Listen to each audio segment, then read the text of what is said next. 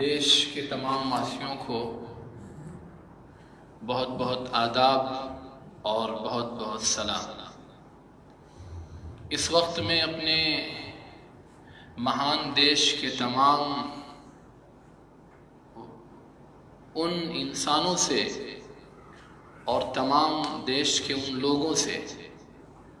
बल्कि देश के हर व्यक्ति से जो इस मुल्क को बचाना चाहते हैं और मुल्क की मौजूदा सूरत हाल को सही करना चाहते हैं, मैं बहुत खुलकर उनसे आज बात करना चाहता हूँ। और जो सूरत हाल मुल्क की बनती जा रही है और जिस जुल्म और नाइंसाफ़ी की तरफ धीरे धीरे ये मुल्क बढ़ता जा रहा है और जिस तरह की बुरी कंडीशन दिन ब दिन मुल्क की होती जा रही है, इसको देखते हुए क्या हुकूमत कर रही है और क्या शासन और प्रशासन कर रहा है और क्या मुल्क के ज़िम्मेदारान कर रहे हैं, मैं उसके कुछ तथ्य, उसकी कुछ मिसालें आपके सामने रखना चाहता हूँ, जिससे अंदाज़ा हो जाएगा कि इस वक्त किस तरह की गंदी सियासत मुल्क के साथ की जा रही है। WHO की चीफ साइंटिस्ट सौम्या स्वामीनाथन की वो रिपोर्ट या उनकी वो गुफ्तगू जो उन्होंने NDTV पर रविश कुमार से करते हुए कही है, उस गुफ्तगू के सुनने के बाद ये बात बिल्कुल क्लियर हो जाती है कि WHO ने 30 जनवरी को 194 मुल्कों को आगाह करते हुए, चेतावनी देते हुए, वार्निंग देते हुए खुलकर ये बात कह दी थी कि ये ऐसी महामारी है जिसकी वजह से पब्लिक हेल्थ इमरजेंसी की कंडीशन पैदा हो जाएगी, लिहाजा सारे मुल्क बिल्कुल अलर्ट हो जाएं, उसके लिए तैयारी कर लें और इस बीमारी से बचने के लिए जो जो इंतज़ामात WHO ने बताए थे उनको जल्दी से जल्दी करने की ताकीद की थी। लेकिन इस मुल्क में क्या हुआ? 30 जनवरी को WHO के इस ऐलान के बाद फिर 12 फरवरी को राहुल गांधी ने भी अपने ट्विटर से ट्वीट किया कि हालात बड़े ख़तरनाक होने वाले हैं, लिहाजा उसके लिए मुल्क को तैयारी करना चाहिए। तो उनका BJP के लोगों ने भी और मीडिया के भी कुछ लोगों ने उनका मजाक उड़ाया और हेल्थ मिनिस्ट्री की जानिब से ये बात कही गई कि कोई ऐसी ये महामारी नहीं है जिसकी वजह से मुल्क में हेल्थ इमरजेंसी की कंडीशन और सूरत पैदा होगा। फिर हैरत की बात यह है कि पूरा फरवरी ऐसे ही गुजरा, मार्च पूरा ऐसे ही गुजरा। 11 मार्च को फिर WHO ने उसने 194 मुल्कों को सख्त हिदायत दी और उसने ये कहा कि WHO की तारीख में ये पहली ऐसी सूरत और कंडीशन पैदा होने वाली है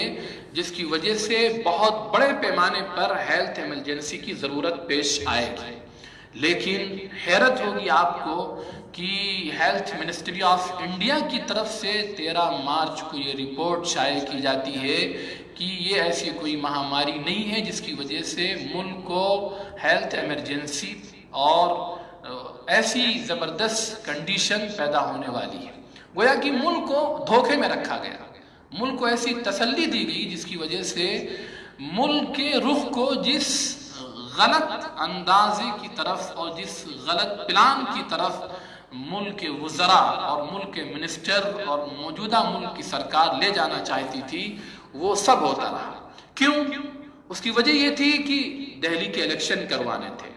और नमस्ते ट्रम्प का प्रोग्राम करवाना था। मध्य प्रदेश में कांग्रेस की सरकार उलटना थी और अपनी सरकार बनाना थी। इस वजह से बार बार WHO की ताकीद के बावजूद भी कोई मुल्क में इंतजाम नहीं किया गया। जितने भी इंटरनेशनल एयरपोर्ट से वहां कोई ऐसी स्कैनिंग का इंतजाम नहीं किया गया जिसकी वजह से हर बाहर से आने वाली की स्कैनिंग की जाए और अगर वो कोरोना वायरस से इफेक्टेड है तो उसको क्वारंटाइन किया जाए और जब बिल्कुल वो सही हो जाए उसके बाद उसको घर जाने की इजाज़त दी जाए।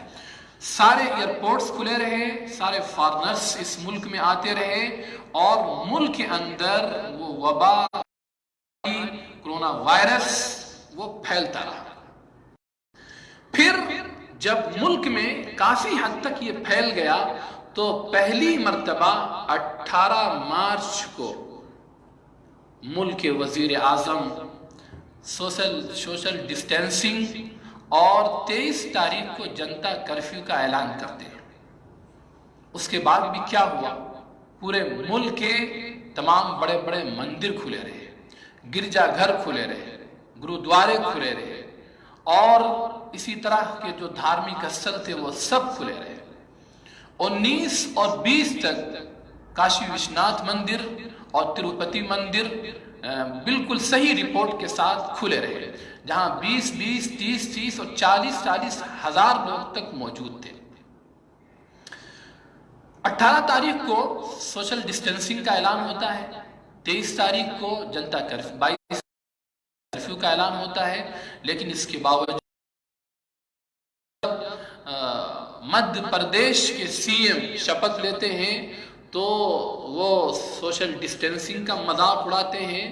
اور پوری اپنی آن و شان کے ہیں، پورا ملک اس کو دیکھتا ہے۔ پھر اس کے بعد اچانک 24 تاریخ کو بغیر کسی تیاری کے اور بغیر کسی پیشگی اعلان کے،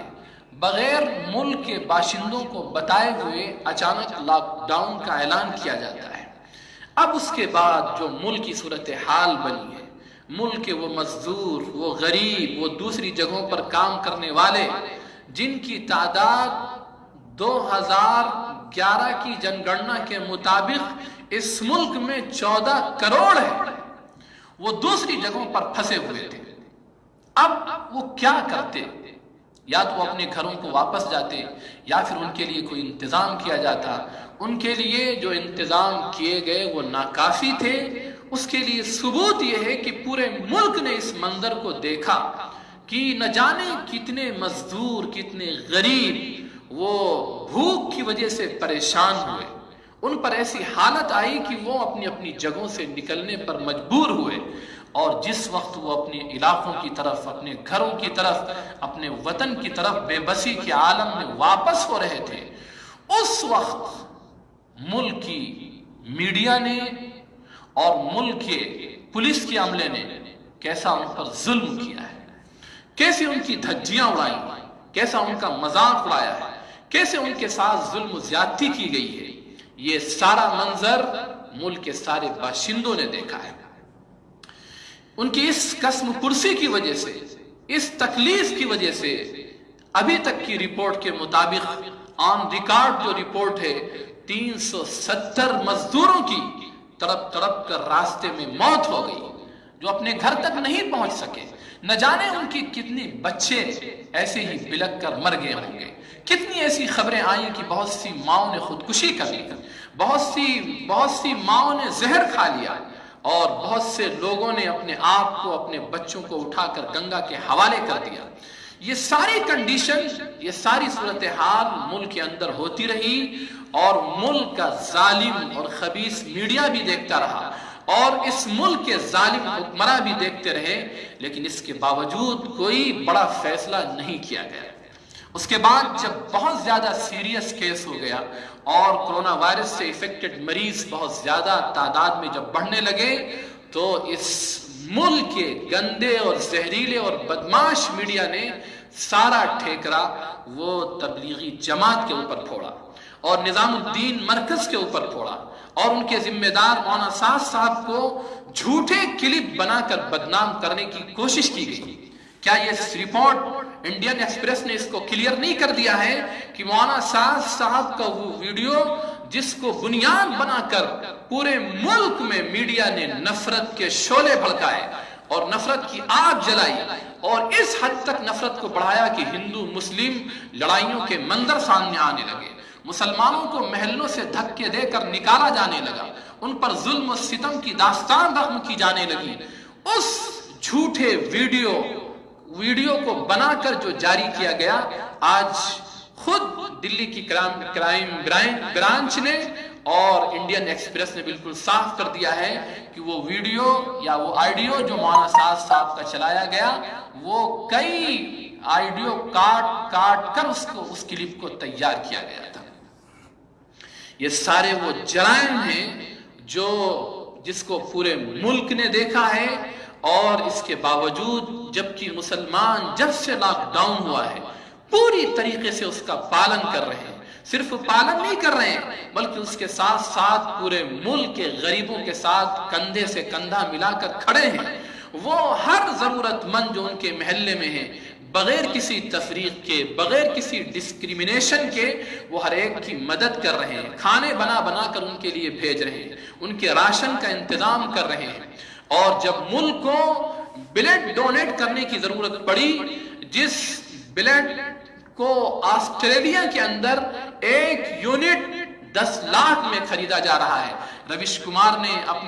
اپنی نیوز میں یہ بات کہی، اور انہوں نے ٹویٹ کر کے بھی یہ بات کہی کہ آسٹریلیا کے اندر 1 یونٹ خون اس وقت 10 لاکھ روپے میں دے کر خریدا جا رہا ہے۔ پھر انہوں نے کہا کہ لیکن ہمیں فخر ہے کہ ہمارے ملک میں جماعت کے لوگوں نے اپنا وہ خون فری میں دان کیا ہے۔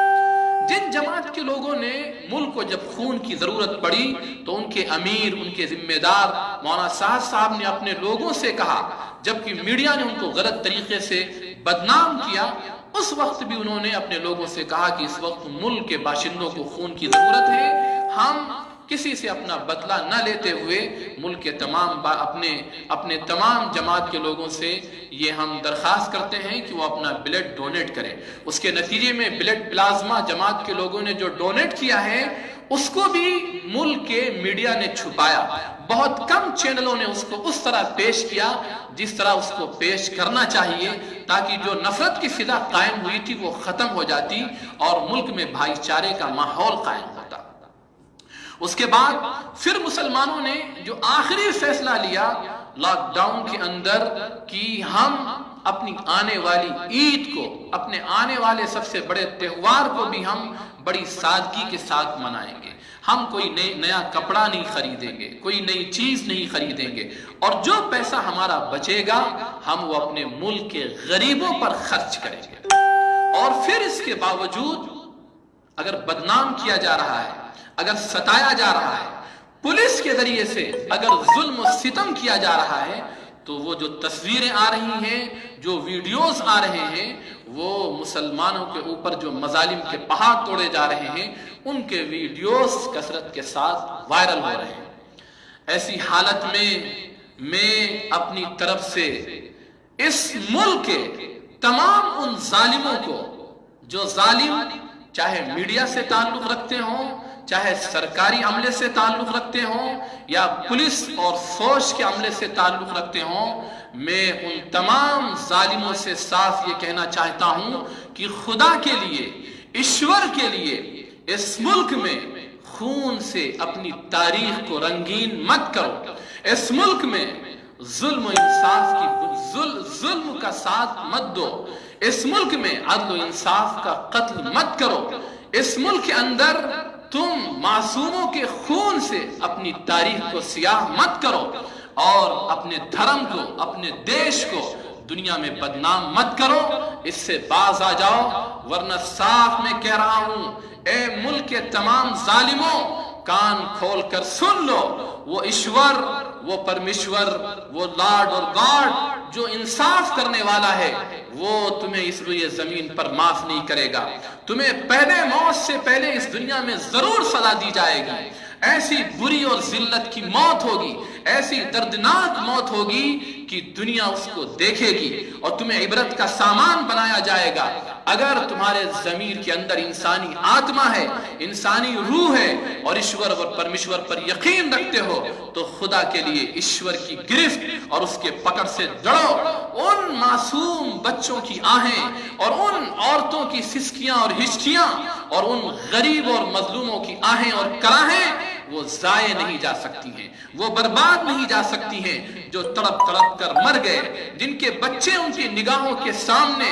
ایڑیاں رگڑ کر جنہوں نے جان دے دی، ان کی آہیں اس ایشور کے نزدیک ضائع اور برباد نہیں جا سکتی ہیں۔ کشمیر کے اندر جو کچھ کیا گیا، 370 آپ کو ہٹانا تھا، اس کا ایک انسانی طریقہ ہے، پہلے آپ وہاں کے باشندوں سے بات کرتے، اور ان کی رائے کے ذریعے سے، آپس کے بھائی چارے کے ذریعے سے آپ 370 کو ختم کر سکتے تھے، اس پر کوئی آبجیکشن نہیں تھا، یہ آپ کا حق تھا۔ لیکن جس انداز میں وہاں کے لوگوں پر ظلم کیا گیا اور 6 ماہ تک انہیں گھروں میں ایسا قید کیا گیا جس کا ہم تصور نہیں کر سکتے ہیں۔ اس لاک ڈاؤن نے ہمیں کچھ ہلکا سا نمونہ دکھایا ہے، لیکن ہم اس لاک ڈاؤن کی تلنا کشمیر کے اس کرفیو سے نہیں کر سکتے ہیں جہاں انسانوں کو گھروں میں ایسا قید کیا گیا کہ انہیں گھر سے باہر نکلنے کی اجازت نہیں تھی۔ نہ جانے کتنے بچے دوا نہ ملنے کی وجہ سے، نہ جانے کتنے بچے غذا نہ ملنے کی وجہ سے گھروں میں ماؤں کی ہاتھوں میں سسک کر انہوں نے اپنی جان دے دی۔ نہ جانے کتنے غریب، لاچار، کمزور، بے بس اور مریض لوگوں نے اپنے گھروں میں جان دے دی اور ان کو انہی کے گھروں میں دفن کر دیا گیا۔ یہ آہیں اور یہ کراہیں، یہ سسکیاں اور ہچکیاں، یہ مظلوموں کی پریشانیاں یہ ضائع نہیں جا سکتی ہیں۔ جن لوگوں نے ان پر ظلم کیا ہے وہ خدا، وہ ایشور، وہ لارڈ اور گاڈ پہلے اس دنیا کے اندر ان کو برا انجام دکھائے گا، اور پھر موت کے بعد ان کی آتما جہاں جائے گی اس ایشور کے پاس ان کے لیے جو سزا ہے وہ بڑی دردناک اور بڑی کربناک اور بہت ہی سخت ہے۔ دوسرا پیغام جو میں ایسے تمام ہندوستان کے ان ظالموں کو، جابروں کو دینا چاہتا ہوں جو ملک کی صورتحال کو برباد کرنا چاہتے ہیں، جو ملک کو غلط رخ کی طرف لے جانا چاہتے ہیں، جو ملک کی امن و شانتی کو بھنگ کرنا چاہتے ہیں، کہ آپ ہمارے خاموش رہنے کو ہماری بزدلی مت سمجھیے، آپ ہمارے تحمل کو ہماری کم ہمتی مت سمجھیے، آپ ہمارے صبر کرنے کو ہماری بے بسی مت سمجھیے، آپ ہمارے صداپے کو ہماری حماقت اور بیوقوفی مت سمجھیے گا۔ میں صاف علی اعلان یہ کہنا چاہتا ہوں کہ اگر لاک ڈاؤن کے پس پردہ ظلم کے پہاڑ توڑے جا رہے ہیں، اور کبھی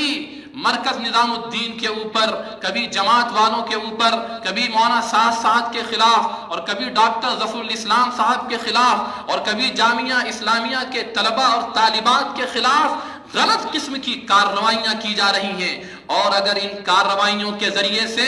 ملک کے ظالم یہ سمجھ رہے ہیں کہ یہ ہمارے لیے لقمہ تر ہے، ہم اسے نگل جائیں گے، تو ہم صاف ایسے ظالموں سے کہنا چاہتے ہیں کہ تم نے جو غلط قسم کی کارروائیاں کی ہیں، یہی کارروائیاں تمہارے گلے کا پھندا ثابت ہوں گی۔ ہم اس ملک میں ظلم کو برداشت نہیں کر سکتے ہیں۔ ہم اگر خاموش ہیں تو کسی وجہ سے خاموش ہیں۔ ہم چاہتے ہیں کہ ملک کے اندر ایسے حالات پیدا نہ ہوں کہ اس کی وجہ سے ملک کی صورتحال خانہ جنگی کی طرف چلی جائے۔ ہم اس ملک کی حفاظت کے لیے، اس ملک کو بچانے کے لیے، اس ملک میں امن شانتی قائم کرنے کے لیے، اس ملک میں عدل و انصاف قائم کرنے کے لیے، اس ملک میں حق اور سچ کے بول بالا کرنے کے لیے ہم آخری دم تک اس ملک کے ظالموں سے نبرد آزما ہوتے رہیں گے، اور ہم دیش کے تمام ان افراد سے، دیش کے تمام ان لوگوں سے اور دیش کے تمام باشندوں سے، کسی دھرم کے ہوں، کسی بھی ریلیجن کے ماننے والے ہوں، وہ ہندو ہوں، بدھسٹ ہوں، جینی ہوں، سکھ ہوں، عیسائی ہوں، ہم ان سب سے یہ کہتے ہیں کہ اس وقت جو ملک کی بری صورتحال ہے، اور اس وقت ملک کی جو فائنینشل زبردست گرتی ہوئی کنڈیشن ہے، اس وقت ملک میں جو ظلم و ستم کی داستان رقم کی جا رہی ہے، اس وقت ملک کو جس غلط رخ کی طرف لے جایا جا رہا ہے، ہم اور آپ سب مل کر اس ملک کے تمام ظالموں کے خلاف متحد ہو کر اپنی آواز کو اٹھائیں، اور ہم سب مل کر اپنے علاقوں میں صرف آواز اٹھانے پر اکتفا نہ کریں، بلکہ اس کے ساتھ ساتھ ہمارے علاقوں میں، ہمارے محلوں میں، ہمارے ضلعوں میں ایسی مضبوط ہندو مسلم مشترک کمیٹیاں قائم ہوں جس میں وکیل بھی ہوں، ڈاکٹرز بھی ہوں، ججز بھی ہوں، اور پھر ملک کے ایسے ظالموں کے خلاف ہم لیگل کارروائی بھی کریں، سخت ایکشن لیں، اور یہ صاف کر دیں کہ اس ملک میں ظلم کی اور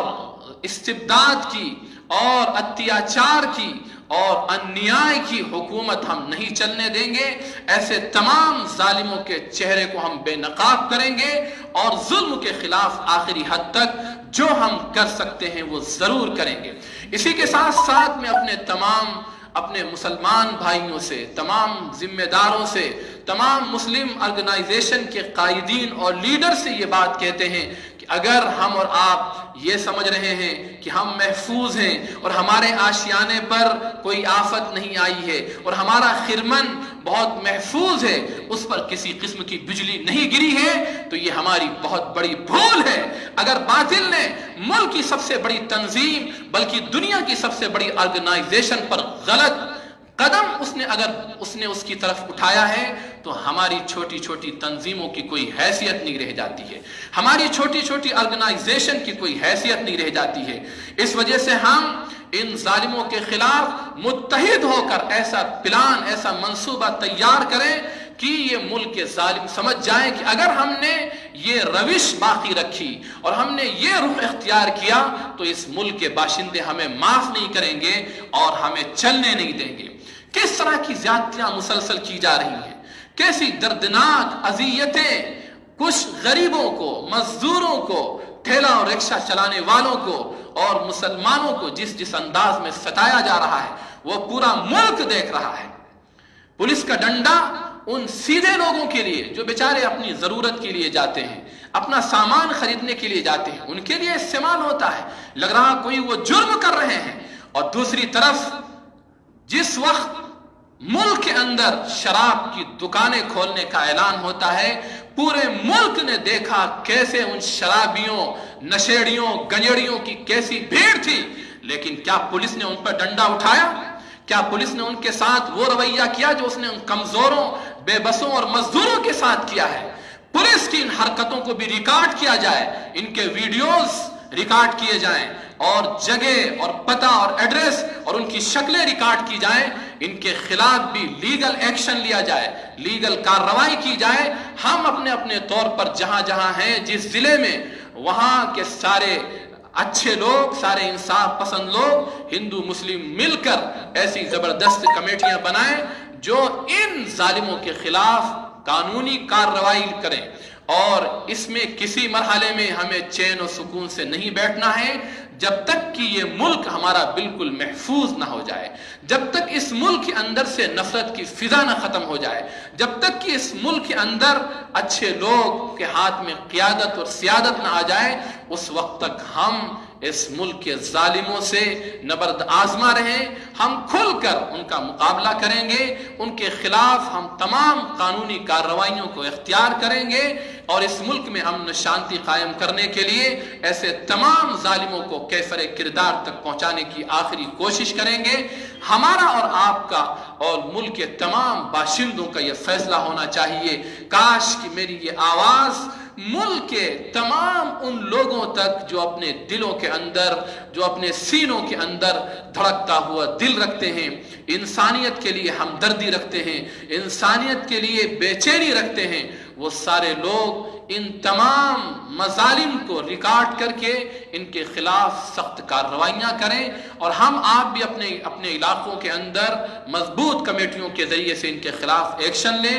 میڈیا کے خلاف بھی قانونی کارروائی کی جائے، صرف بیان پر اکتفا نہ کیا جائے، صرف بائیکاٹ پر اکتفا نہ کیا جائے۔ بائیکاٹ کرنے کی صدا یہ بہت پرانی ہے، کئی بار لگائی جا چکی ہے۔ اگر ہم بائیکاٹ بھی نہ کریں تو اس کا مطلب ہمارا ضمیر مر چکا ہے، ہمارے اندر کی انسانی آتما دفن ہو چکی ہے۔ ایسے میڈیا کو ہم کیسے سنیں گے؟ اس کے اینکرز کو کیسے سنیں گے؟ ان کے ڈیبیٹ پر جانے والوں کو ہم کیسے سنیں؟ چاہے وہ مسلمان ہی کیوں نہ ہوں، ہرگز انہیں بھی ایسے چینل پر جانے کی ضرورت نہیں ہے جہاں انہیں بدنام کیا جائے اور جس کے ذریعے سے ان کی تصویر خراب کی جائے۔ بائیکاٹ کرنے کے ساتھ ساتھ ہم لیگل ایکشن، لیگل کارروائی ضرور ان کے خلاف کریں۔ اور الحمدللہ کچھ کوششیں کی گئی ہیں، ہمارے کچھ ذمہ داران ہیں، وکلاء بھی ہیں، وہ الحمدللہ اس سلسلے میں کوشش کر رہے ہیں اور ایسے تمام اینکرز کے خلاف کارروائی ہوگی۔ کچھ کی گرفتاریاں بہت ہی قریب ہونے والی ہیں اور کچھ کی گرفتاریاں قریب ہوں گی، لیکن ہم اور آپ اپنے اپنے علاقوں میں ضرور اپنے ہائی کورٹ کے اندر ایسے مقدمات ان کے خلاف یا ظالموں کے خلاف، وہ کسی بھی طبقے سے تعلق رکھتے ہوں، ضرور دائر کریں اور ان کے خلاف ہم آخری دم تک جب تک کہ اس ملک سے ظلم کا خاتمہ نہ ہو جائے، ناانصافی اور اتیاچار کا خاتمہ نہ ہو جائے، اس وقت تک ہم اور آپ سکون سے نہ بیٹھیں۔ یہ ہماری اور آپ کی، پورے ملک کے دیش واسیوں کی سب سے بڑی ذمہ داری ہے۔ میں اسی بات کے ساتھ، شکریہ کے ساتھ اور اس امید کے ساتھ کہ اس بات پر فوراً اس بات کو غور سے سن کر اپنے اپنے علاقوں میں تمام ظالموں کے خلاف کوشش شروع کی جائے گی، میں بہت بہت شکریہ اور دھنیواد کے ساتھ رخصت ہوتا ہوں اور ایشور سے پرارتھنا کرتا ہوں کہ اس ملک کی حفاظت فرمائے اور اس وقت جو مہاماری ہے اس سے پورے ملک کی اور ملک کے تمام باشندوں کی حفاظت فرمائے۔ بہت بہت شکریہ، بہت بہت دھنیواد۔